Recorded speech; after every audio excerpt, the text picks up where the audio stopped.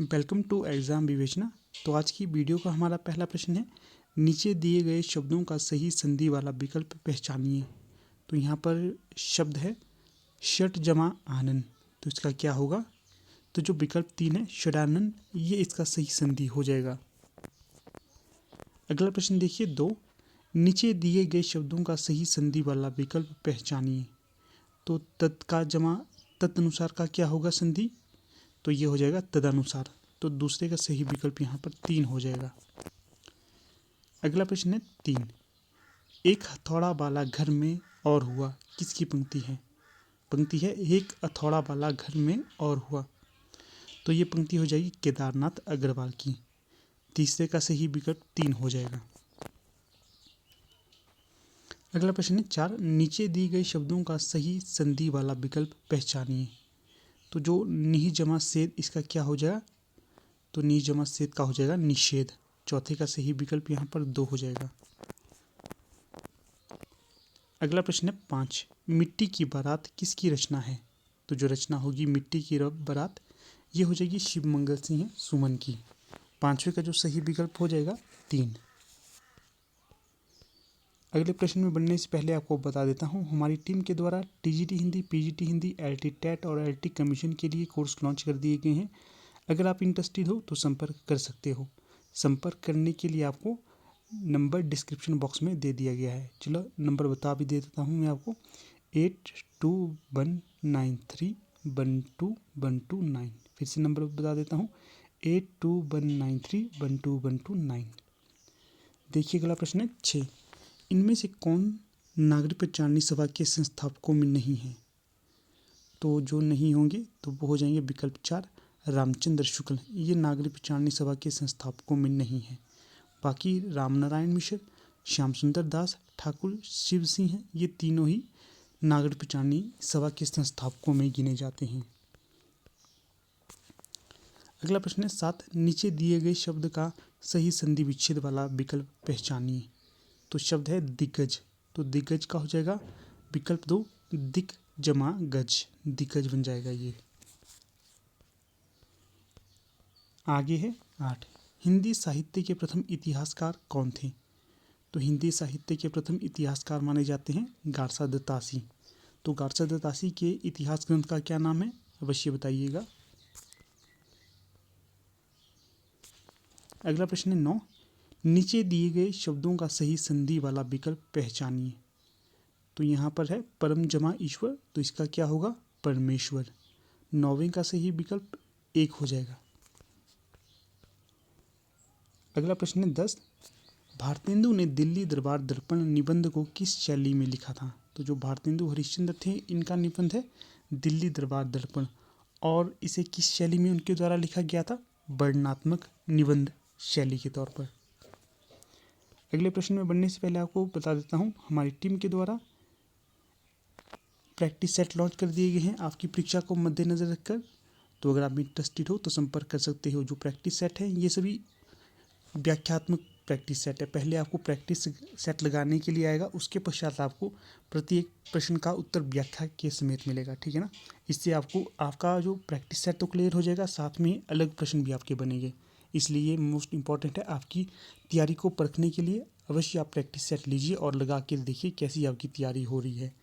इसी के साथ अगर अभी तक आप हमारे टेलीग्राम ग्रुप के साथ नहीं जुड़े हैं तो टेलीग्राम ग्रुप के साथ भी अवश्य जुड़िए। वहाँ पर मैं आपको महत्वपूर्ण PDF इत्यादि सेंड करता रहता हूँ। लिंक आपको डिस्क्रिप्शन बॉक्स में मिल जाएगा। चलिए अगला प्रश्न देख लेते हैं 11, नीचे दिए गए शब्द का सही संधि विच्छेद वाला विकल्प पहचानिए। शब्द है संविधान, तो संविधान का सही संधि विच्छेद क्या होगा? तो विकल्प 3 समजमा विधान, समजमा विधान का हो जाएगा संविधान। अगला प्रश्न है 12, न्यूनिया हजारी प्रसाद द्विवेदी के किस उपन्यास का चरित्र है? तो ये हो जाएगी बाणभट्ट की आत्मकथा की। यहाँ से देखिए बाणभट्ट की आत्मकथा क्या है, उपन्यास पिता की रचना है। हजारी प्रसाद द्विवेदी इसके उपन्यासकार हैं और न्यूनिया बाणभट्ट की आत्मकथा की पात्र होगी। अगला प्रश्न है 13, हिंदी वर्णमाला में अह और अह क्या है? तो ये दोनों ही अयोगवाह कहलाए जाते हैं।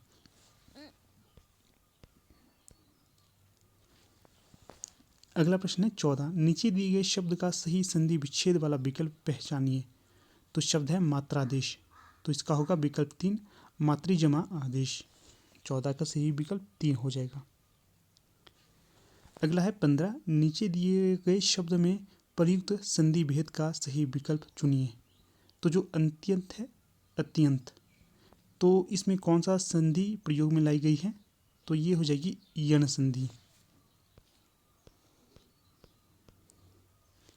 आगे है 16, निम्न में से भाषा विज्ञान की पद्धतियाँ कौन सी हैं? तो जो विकल्प 2 है वर्णनात्मक, साहित्यिक और ऐतिहासिक, ये तीनों ही भाषा विज्ञान की पद्धतियों के अंतर्गत आती हैं। आगे है 17, निम्न विकल्पों में से कौन सा रससूत्र के व्याख्याता हैं?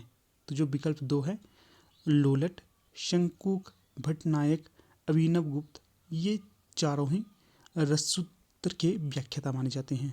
सबसे पहले जो भरत मुनि ने अपने रससूत्र को व्याख्यायित किया था, उसके पश्चात जो लोलट थे, शंकुक थे, भट्टनायक थे और अभिनव गुप्त थे, इन चारों ने ही उस रससूत्र के लिए अपनी अपनी व्याख्या प्रस्तुत की थी।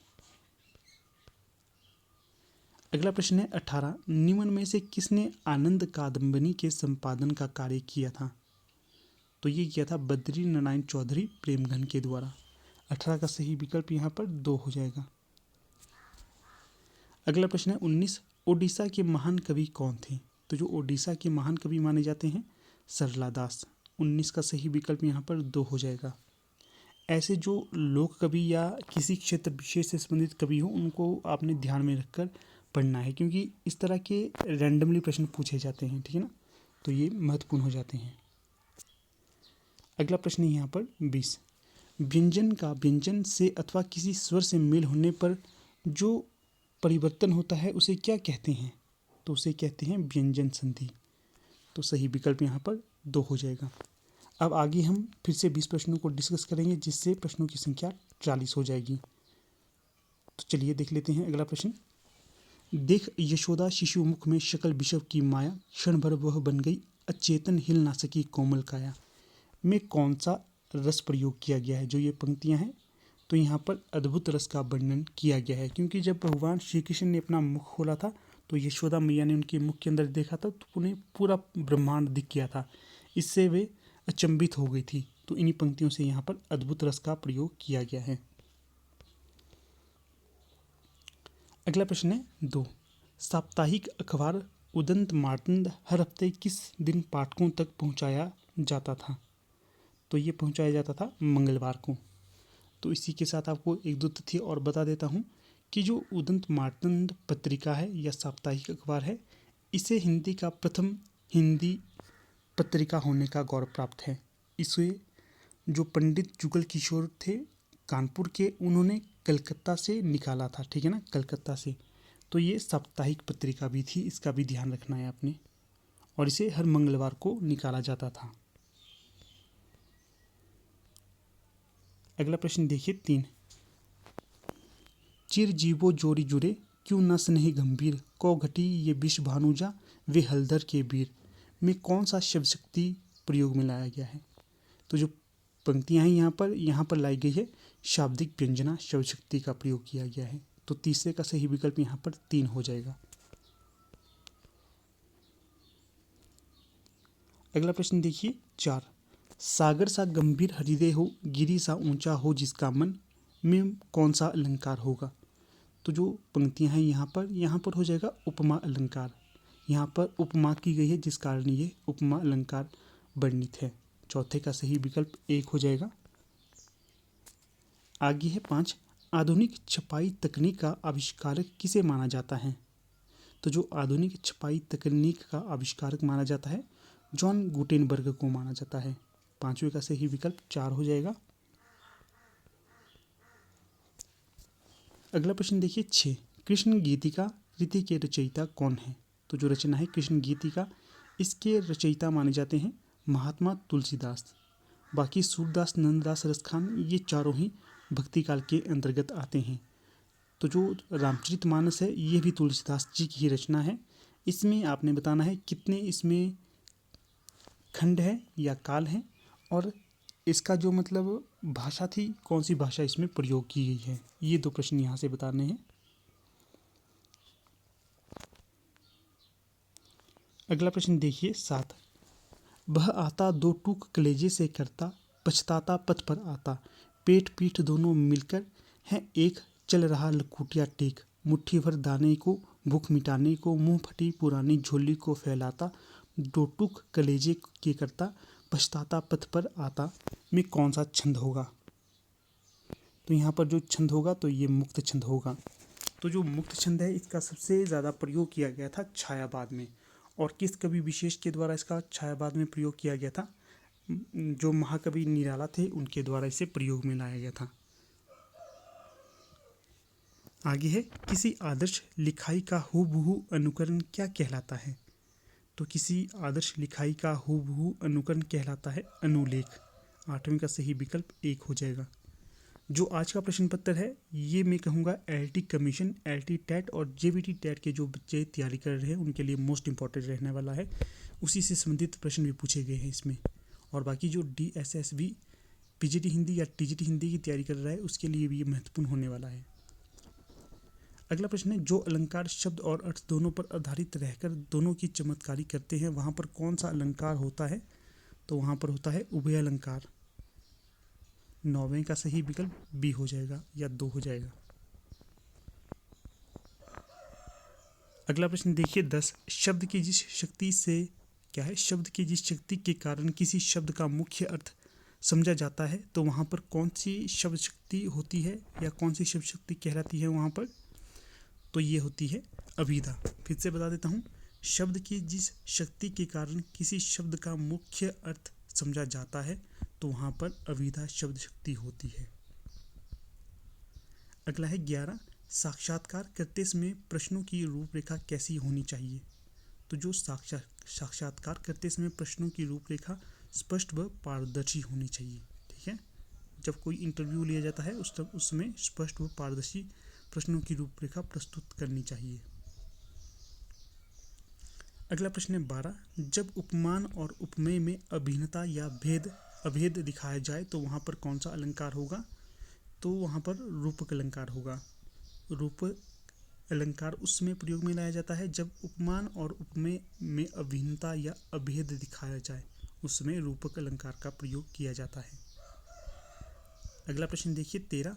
खोजते हैं सांवरे को हर गली हर गांव में, आ मिलो अब श्याम प्यारे आमली की छाँव में, आपकी मनमोहिनी छवि बांसुरी की तांजो, गोप ग्वालों के शरीर में बसी ज्यों जान जो में मुख्य छंद कौन सा होगा। तो यहाँ पर जो छंद होगा तो ये गीति का छंद होगा। तो 13 का सही विकल्प 2 हो जाएगा, गीति का। अगला प्रश्न है यहाँ पर 14। मधुकर्ण किसका काव्य संग्रह है। तो जो काव्य संग्रह हो जाएगा मधुकर्ण, तो ये हो जाएगा भगवती चरण वर्मा का। तो 14 का सही विकल्प 3 हो जाएगा। अगला प्रश्न देखिए 15। रही खरकती हाय शूलसी पीड़ा उर में दशरथ की, गलानी त्रास वेदना विमंडित शाप कथा वे कह ना सके। इन पंक्तियों में कौन सा रस निहित है। तो यहाँ पर करुण रस निहित है। यहाँ पर जो महाराज दशरथ की स्थिति करुणा में हो रही है। अगला प्रश्न देखिए 16। कर कानन कुंडल मोर पंखा उर पे बनमाला विराजती में कौन सा अलंकार होगा।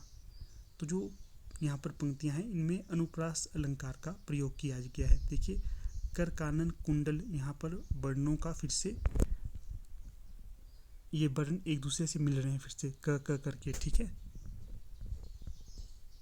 अगला प्रश्न है 17। उपभोक्ताओं के मन में आकर्षण पैदा कर अपनी पैठ बनाने के लिए कौन सा विज्ञापन होता है। तो ये हो जाता है अनुनय विज्ञापन।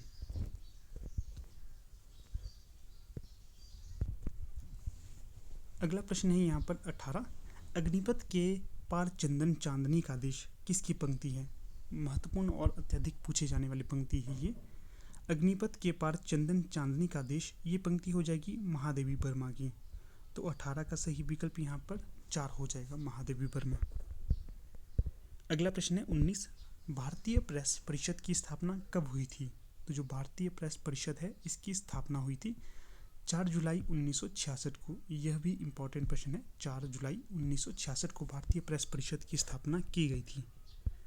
अगला और आज का अंतिम प्रश्न है सच की तरह क्या है, सच की तह तक जाकर उसे सतह पर लाने या उजागर करने को हम क्या कहते हैं, तो ये कहते हैं खोजी पत्रकारिता। तो ठीक है, 20 का सही विकल्प यहाँ पर 1 हो जाएगा।